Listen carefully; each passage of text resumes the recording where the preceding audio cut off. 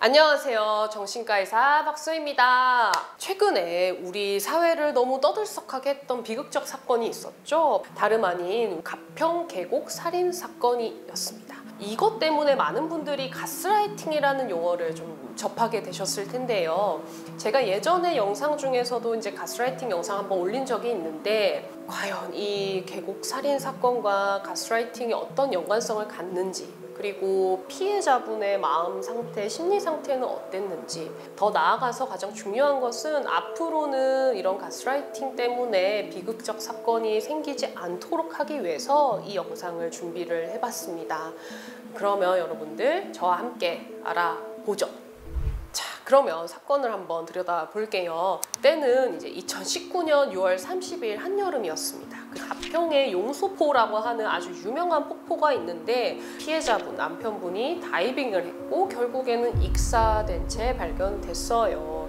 처음에는 단순한 사고사로 처리가 될 뻔했는데 그것이 알고 싶다를 통해서 이제 재조명이 되었고, 다시 보니까 이제 그 당시에 이 내연남 조 씨와 이 씨가 함께 있었다는 것과 그 전에 내연남과 짜고 보고독을 먹이기도 했고, 이 사건이 일어나기 한 1년 전에는 또 지인하고 같이 놀러간 밤 낚시터에서 물에 빠지는 그런 사건이 또 있었다고 합니다. 자, 그런데 이제 이 사건들을 언론에 공개된 걸 바탕으로 제가 이제 좀 분석을 해봤을 때, 일단 이 가해자인 이모 씨는 극단적인 자기중심적 나르시시스트, 자기애적 인격장애가 있을 가능성이 굉장히 높아 보여요. 이 나르시시스트는 그 앞에 영상에서도 잠깐 언급했지만 이런 가스라이팅을 주로 하는 인격장애 중에 하나고요. 이들은 몇 가지 특징을 가지게 되는데, 첫 번째로는 자기가 일단은 우월하다는 과대망상적 사고를 하게 됩니다. 그래서 사람들의 마음을 마음대로 조정할 수 있고 내 뜻대로 이렇게 뭔가 만들 수 있다라는 이런 과도한 믿음이 있기 때문에 여기서도 보면은 이 사건이 다시 파헤쳐지게 된 계기가 SBS 방송국에서 이제 집중 조명을 했기 때문이죠. 근데 그 제보를 그 사람이 직접 했어요. 그러니까 가해자가 보험사에 대한 횡포를 밝히겠다 이렇게 하면서 이제 내 남편이 이렇게 죽었는데 보험사에서 보험금을 주지 않아요 라는 제보를 본인이 직접 했단 말이죠. 이걸 보면은 언론을 이용해서 내가 원하는 것을 취하려고 했고, 이 언론 또한 내가 뭔가 이렇게 눈속임을 하면은 충분히 내 마음대로 좌지우지할 수 있다라는 그런 과도한 믿음 때문에 했을 것 같아요.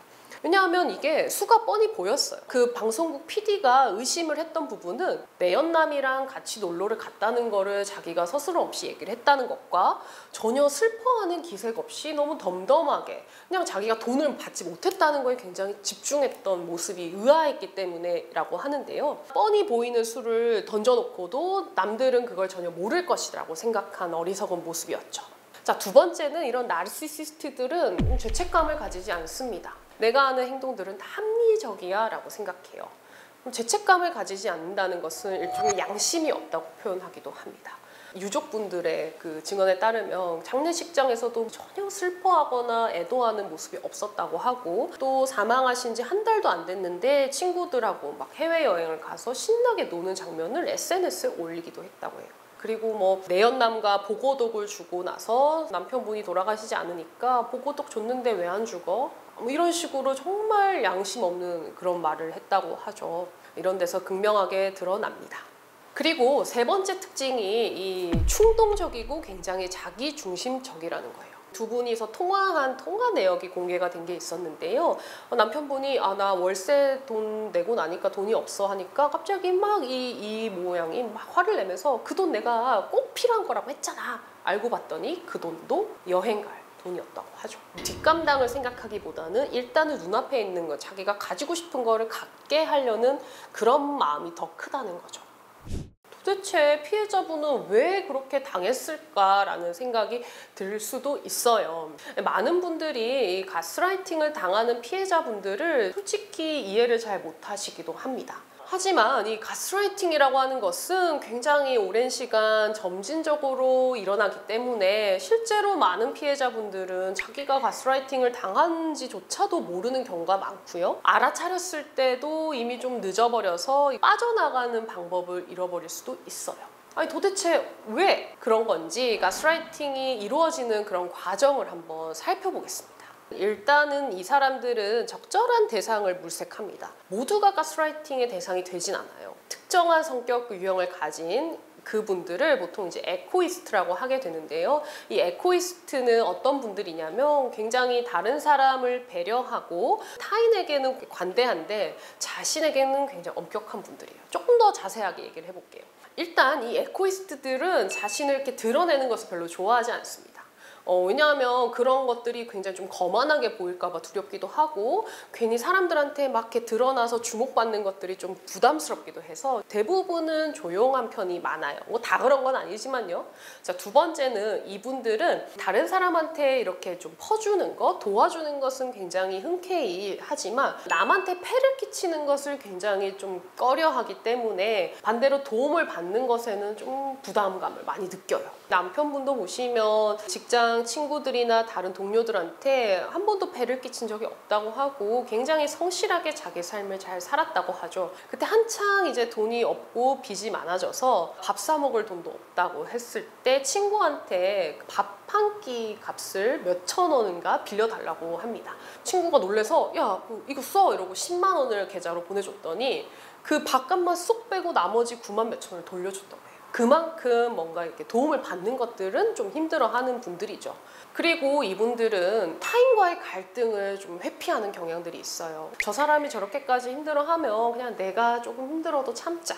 이렇게 생각하게 되니까 상대방이 막 분명하게 화를 내거나 나를 비난하게 되면은 일단 그래 내가 잘못했어 라고 얘기하는 게 더 마음이 편한 거예요.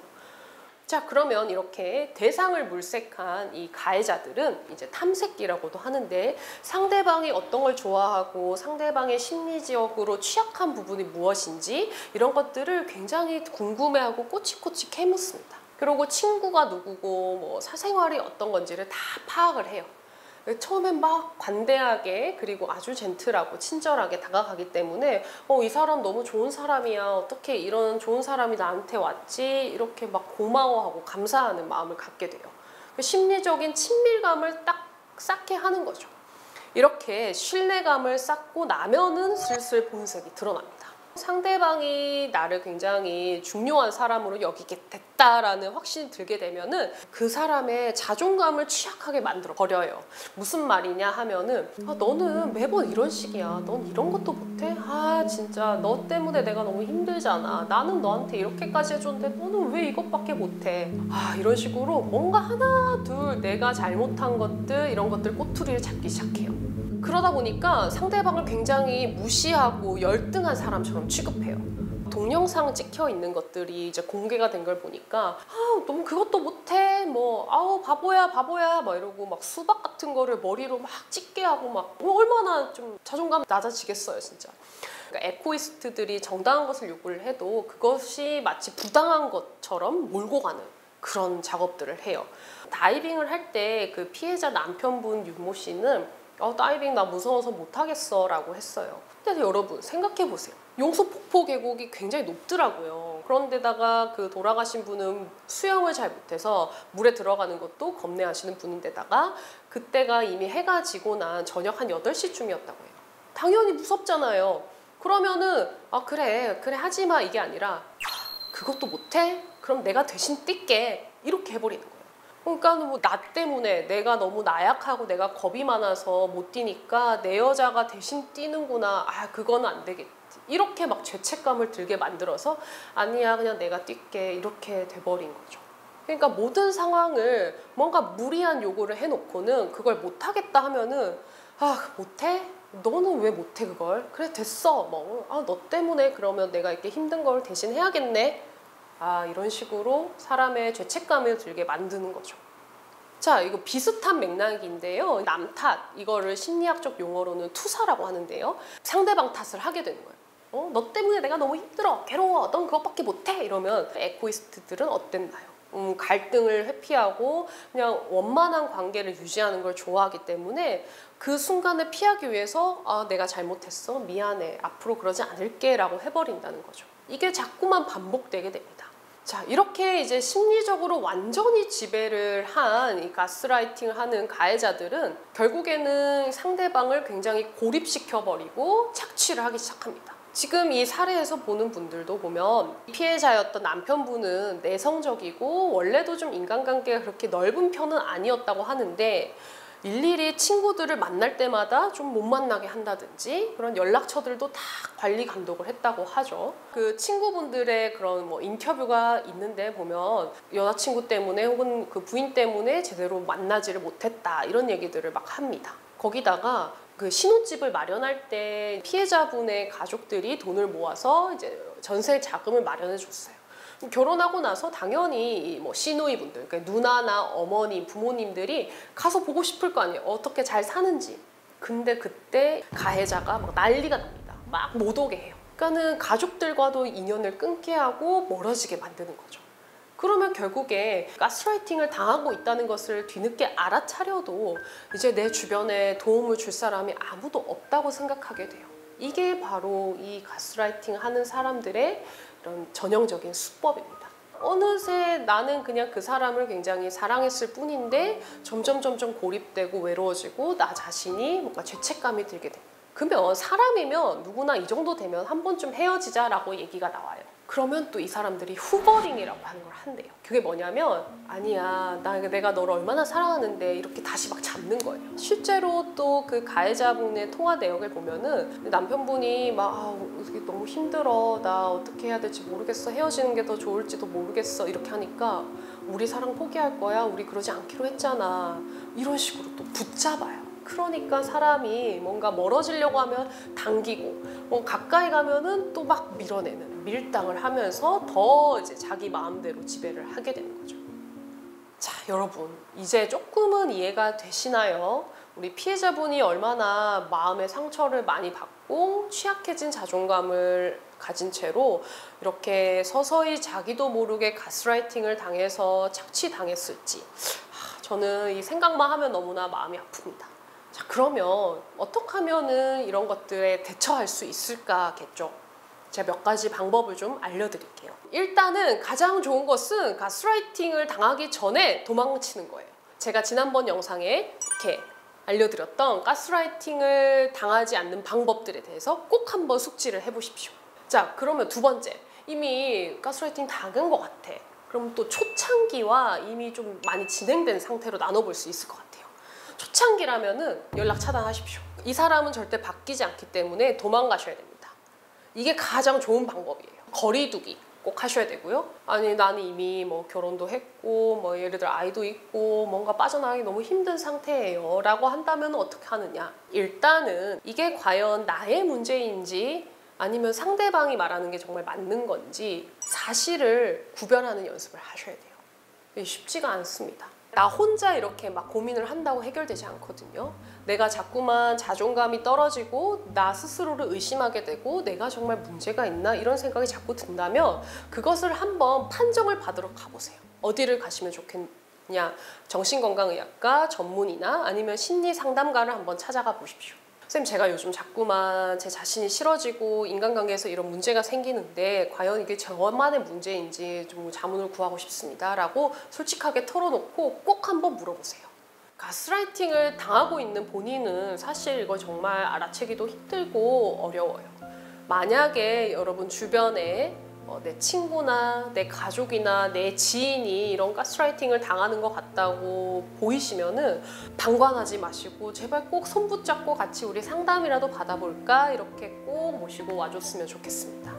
그런 도움이 꼭 필요합니다.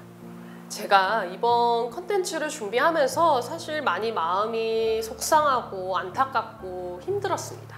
얼마나 비극적인 사건이에요. 여러분들 이런 것이 다시는 재발하지 않으려면은 우리 모두가 함께 서로를 좀 챙겨줄 필요가 있어요. 절대 고립되지 않도록 도움의 요청을 주저하지 마시고요. 손을 내미십시오. 그리고 그 손을 내미는 사람이 누군가가 있다면 꼭 잡아주세요. 그러면 우리 가스라이팅으로 인한 이런 비극적 사건은 막을 수가 있습니다. 그리고 제가 이 컨텐츠 준비하면서 이렇게 말씀드린 모든 것들은 언론에 공개된 내용을 바탕으로 했습니다. 단순히 흥미를 유발하거나 어떤 자극적인 소재로 얘기를 한 게 아니라 결국에는 이런 가스라이팅으로 인한 범죄나 이런 비극적인 사건을 막고자 하는 그런 의도로 만들어졌다는 걸 꼭 알아주셨으면 좋겠어요. 자, 그러면 다음 시간에도 정신건강에 도움이 되는 유익하고 재밌는 내용으로 다시 찾아뵙겠습니다. 여러분 감사합니다. 안녕히 계세요.